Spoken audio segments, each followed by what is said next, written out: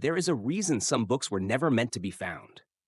A reason certain teachings vanished from temples, disappeared from scrolls, and were whispered only in caves where no empire could reach.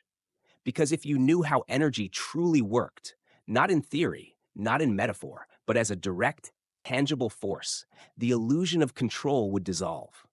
And those who profit from your disempowerment would lose everything. This is not about abstract spirituality or metaphysical jargon. This is about something far more primal: the ability to sense, move, and command energy, your own and the world around you. There exists an ancient book, not one written in ink, but one encoded in vibration. Fragments of its knowledge have surfaced across civilizations, from the Taoist scrolls on internal alchemy, to the hidden verses of the Egyptian Book of the Dead, to the lost teachings of Hermetic initiates, who spoke not to masses, but to the few ready to see through the veil. This book does not teach you how to believe, it shows you how to remember. Remember that energy obeys intention, that every word, breath, and emotion you emit is a signal, tuning your reality like an instrument. So, why was this hidden? Because energy is the currency of creation. And if you can control it, you no longer obey. You no longer consume blindly. You begin to live aligned with your true frequency, one that cannot be bought, manipulated, or silenced. This video is not entertainment. It's a transmission, one designed to reactivate something within you.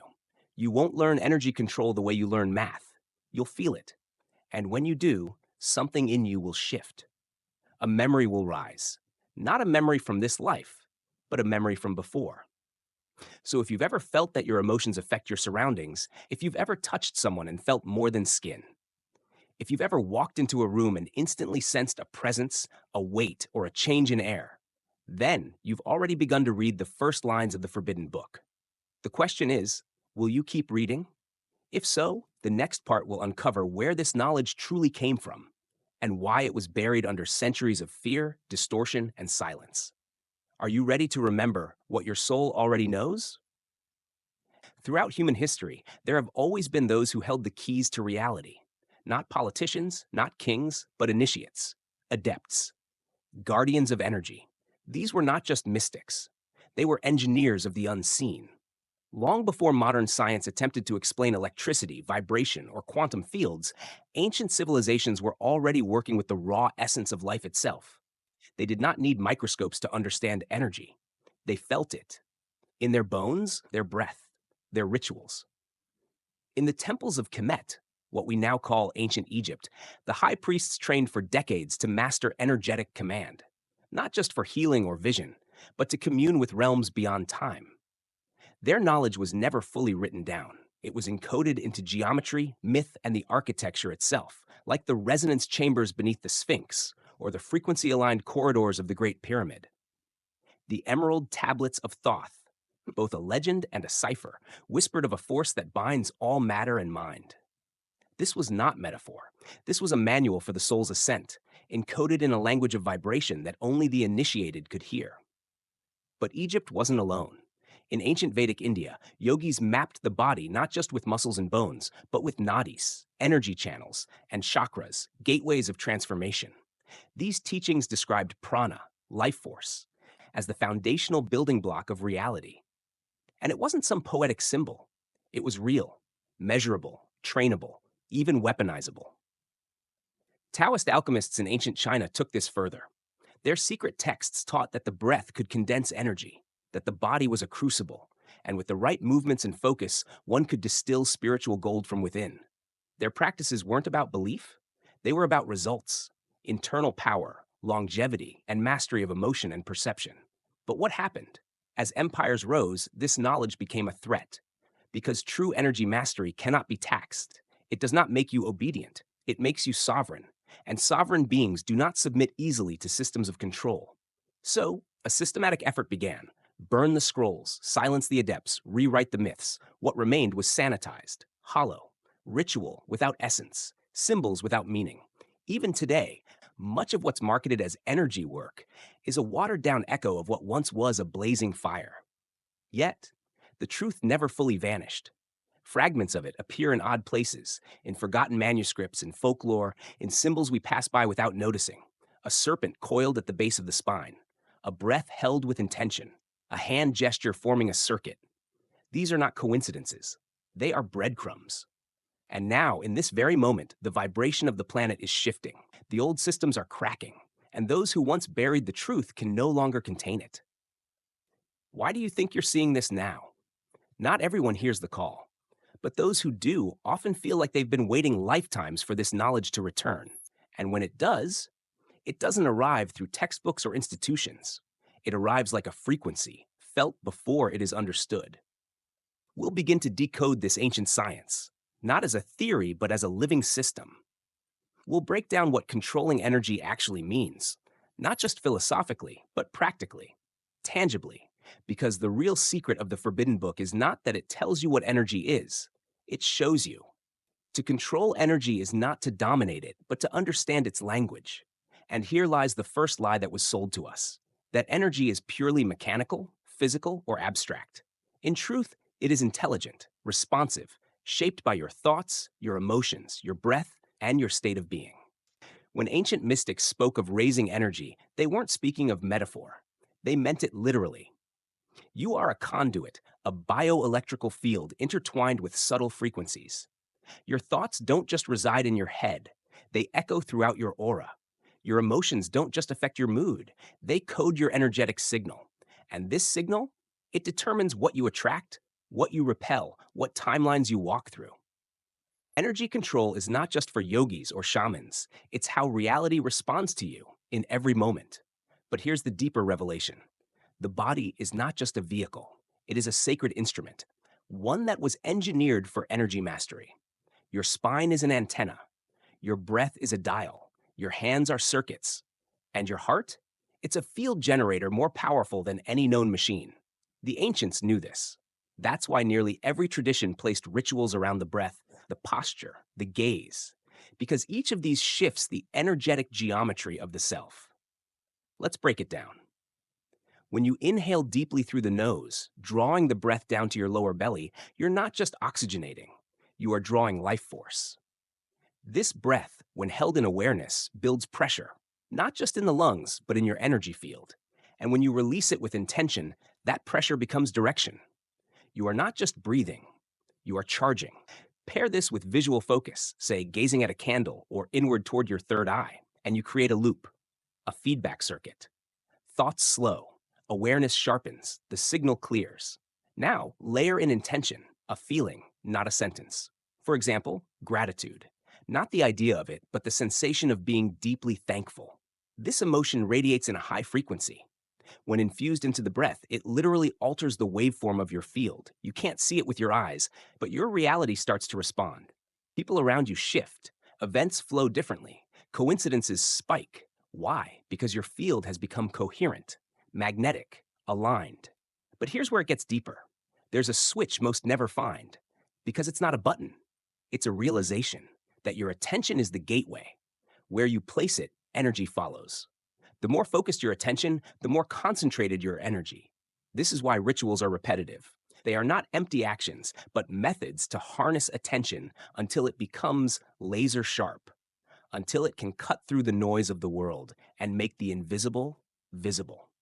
So why is this knowledge so rare? Because if you knew, really knew, that your state of consciousness directly programs the energy around you, then no one could sell you anything to make you feel whole. You would stop chasing and start creating. You'd stop consuming reality and begin coding it. This is why the Forbidden Book never gave instructions like a manual. It offered paradoxes, cones, symbols, because the true energy is unlocked not by intellect, but by realization, a shift in your being, not just your understanding. Still, certain clues remain. The triangle of the body, head, heart, gut. The rhythm of 3, inhale, hold, exhale. The spiral path, not linear, but ascending in loops. These aren't design quirks, they're codes, and when you start to recognize them, not in theory, but in yourself, your breath, your posture, your frequency, something awakens. Not a belief, a memory. You've done this before. You've held this power in another life, another world, and it's calling you now through this video, this moment, this message. Your aura is not a vague glow. It's an electromagnetic lattice, structured, layered, and encoded. Ancient mystics spoke of it in terms of light bodies. The Egyptians knew it as the Ka and Ba. And in Vedic teachings, it's described as sheaths or koshas. But beyond terminology, the essence is the same. You are not limited to the skin, you extend. These auric layers are not just passive shells, they're memory fields, emotional records, interfaces. Each layer responds to different frequencies, and here's the shocking truth: not all of those frequencies are yours. In modern life, we are bombarded by energy, from wireless signals to emotional projections, from cultural programming to thought forms. Some of these are harmless, but others, they act like energetic viruses. They cling, embed, manipulate. Have you ever felt heavy after a conversation or drained in a certain location? That wasn't imagination, it was transfer. And if you don't regularly clear your field, not just with sage or sound, but through conscious energetic hygiene, these intrusions begin to shape you, your thoughts, your choices, even your desires. That's why the forbidden texts were filled with rituals, because those rituals weren't superstition. They were technology. The placement of fingers in mudras, the repetition of sound in mantras, the salt and water washes, the red thread, the breathwork. These weren't random. Each one targeted a layer of the field. Salt, for example, is crystalline, a natural frequency cleanser. Water holds memory. Combined, they form a solvent for stagnant energies. But the most potent tool? Intention carried by awareness. When you visualize light scanning your field, when you feel yourself reclaiming your boundaries, it sends a command into the subtle matrix. The field responds, not metaphorically, literally. This is why sacred geometry matters, why certain postures evoke peace, why temples were built on specific ley lines. Because your energy field is programmable, and everything in your environment is either reinforcing your true signal or distorting it. And here's the most hidden truth: your energy has been targeted, not just by individuals, but by systems, societies that benefit from a dull, reactive, disempowered population. If your aura is clouded, your vision narrows. If your frequency is incoherent, your will weakens. And when your will is weak, you become programmable. This is not fear, it's awareness. Because once you see it, you can stop it. You can reinforce your field, not with paranoia, but with mastery. This part ends with a truth few dare to say out loud. You were meant to be luminous, magnetic, unshakable, but no one becomes that by chance. Everything you've heard so far points to one truth: your energy field isn't just a passive glow surrounding you. It's a dynamic interface that can be shaped, upgraded, and made impenetrable with conscious practice. But theory alone doesn't change reality. Embodiment does. In this part, we go deep into the actual practices you can use to reclaim your energetic sovereignty. These aren't trendy hacks or abstract ideas. These are techniques that have stood the test of time because they operate on the fundamental principles of energy, intention, and resonance. 1. Salt and water ritual, the foundational cleanse. This is deceptively simple, and that's why many overlook its power. Fill a bowl with clean water and add a generous amount of natural sea salt or Himalayan salt. Before you begin, place both hands over the bowl and speak your intention out loud. Something like, "With this water and salt, I command all stagnant, foreign, or invasive energies to be released from my field. I call in clarity, sovereignty, and alignment." Then, with presence, dip your fingers into the solution and gently anoint your forehead, the back of your neck, the center of your chest, and your solar plexus. These are energetic gateways, points where external influence often lodges. As you do this, visualize the salt dissolving blockages and the water carrying them away like a stream returning to the ocean. Afterward, wash your hands and dispose of the remaining water outside or down the drain. Never reuse it. Do this regularly, especially after social interactions, heavy environments, or emotional turbulence. Number 2, red thread activation. Symbolic shielding. Tying a red thread around your left wrist is not superstition. In mystical traditions, the left side of the body is the receiving side. The red thread, often blessed or imbued with intention, acts as a symbolic firewall. To activate this practice, hold the red thread in your hands and infuse it with awareness. Visualize it glowing with golden or violet light. Say aloud, "This thread holds my boundary. What is not mine cannot enter. I am sovereign. I am light." Then tie it around your left wrist, or have someone else do it for you, with each knot sealing your intention. Every time you glance at it throughout the day, it reminds your subconscious of your field and reinforces its strength. 3. Breath and visualization. real-time energy shift. This practice is especially powerful during moments of overwhelm or anxiety. Sit comfortably and begin slow, conscious breathing. Inhale for a count of 4, hold for 4, exhale for 6. As you breathe, imagine a sphere of light forming around your body, expanding with each inhale, intensifying with each exhale. Now visualize a golden ring of light rotating counterclockwise around your body, pushing out static, projections, or energy that isn't yours. Then reverse the spin, clockwise, and imagine it sealing your field with clarity, power, and truth. Do this for just 5 minutes, and you'll feel the shift immediately.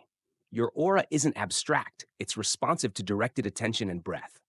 Phaba 4. Sound and mantra. Frequency realignment sound bypasses mental chatter and strikes the heart of the energy body. Use a mantra like Rama Da Sa Sa, Say So Hung, an ancient healing sequence from Kundalini Yoga, or simply tone vowel sounds like Om, Ah, or O. The key is vibration. As you vocalize, feel the resonance ripple through your chest, skull, and limbs.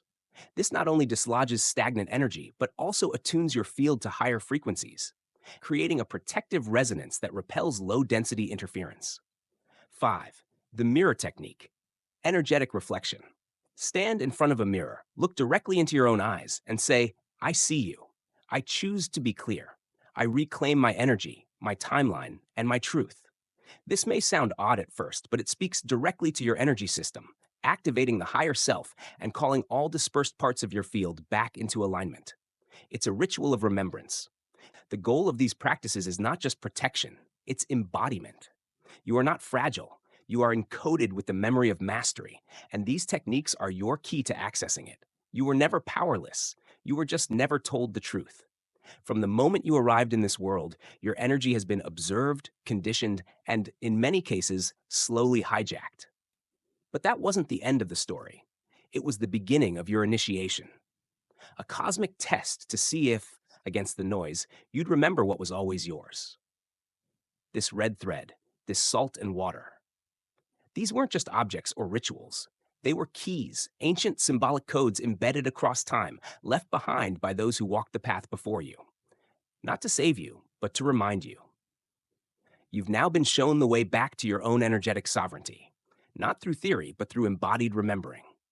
These tools, when used with intention, don't just protect, they transform. They don't just shield, they awaken. You're not here to survive reality, you're here to shape it. Because when your energy field is clear, strong, and aligned, you stop reacting to life and begin transmitting it. You don't chase peace, you become it. You don't fear manipulation, you outfrequency it.